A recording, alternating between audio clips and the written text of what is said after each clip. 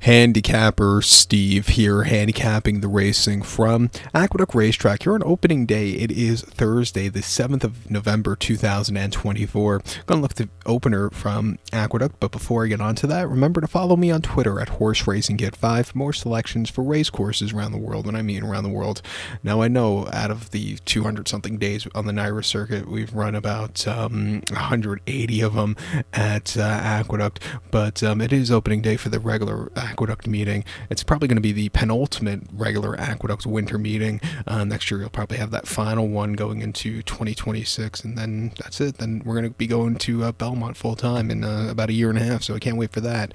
But a good card today from Aqueduct. All weekend there's some good action, especially this weekend with the stakes action on the turf.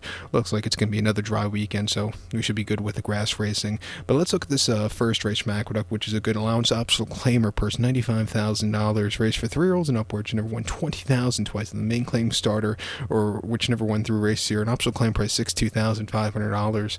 Field of 6 horses going 1,800 meters, or a stroll around the main track, which is 1.125 in circumference. I'm going to take the 1-horse Summer Cause as a top selection.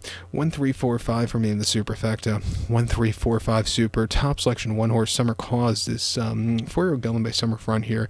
Christophe Clement trains. Romero Mirage gets the mount. They ran the horse off the bench on the 15th of September at Monmouth. A mile around 2 turns and opposite 20 claimer. Second time older horses was a success for this horse. He won by a half length. He was dueling on the front end. He gamed it out to the wire. He looked like he was yielding late, but he fought back. He got the job done. A very good race. Coming here around 2 turns, which I think he's bred for through and through, where he could grind it out again. I think he could find the winner's circle.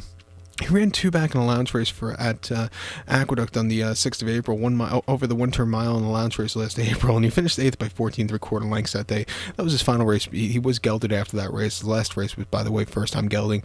In the fall last year, he lost to Benedict, who's a very good horse. He was next start winner going 2 turns here at Aqueduct quite nicely.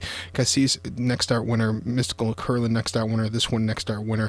It was a very tough allowance race. He just wasn't getting going against those horses. It wasn't his day to win.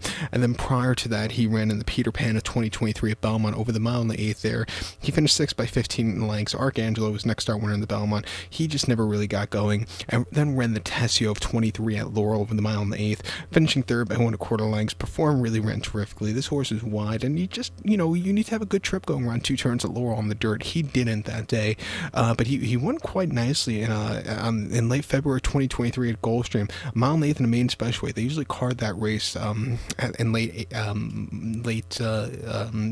February or early March at Gulfstream, those 2-turn mile in the 8th 3-year-old races, and sometimes they have Florida Derby implications, sometimes not, but for this horse it wasn't, but he still ran terrifically, winning by a half length with 76 Spire. He really took off clear, stupidly wide trip. Before that, going a mile 40 at Tampa, he ran a very good place also. He started off his career well. If you look at some of the horses he's facing, he ran against Slip Mahone. He's a decent horse. Tampa Trice, who he ran against a couple times, Archangelo, Benedict, so he's been running against some tough horses. Coming here today, 7-2 off the bench, second off. I think he can win. I think the 3-horse Army Times for Dylan Davis and Chad Brown, I think, could win also. Another horse, he came off the bench at Parks about a month ago at over the mile of 70 and opposite 40, and we finished 6th by 9 1/4 lengths that day, and he just yielded on the front, and he just couldn't quicken up. He probably needed the race. It was his first start since the discovery of 23 at Aqueduct.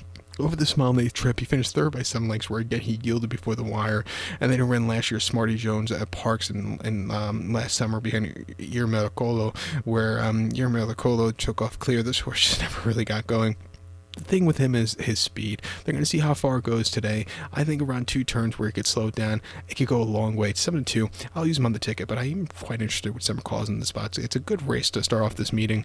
But to recount my selection for the first from Aqueduct, I'm going to take the 1-horse Summer Cause, give kudos to the 3-horse Army Times, 1-3-4-5 Super, 1-3 in the multi-race. So good luck to all. Please follow me on Twitter at HorseRacingKid5. Good luck, everybody.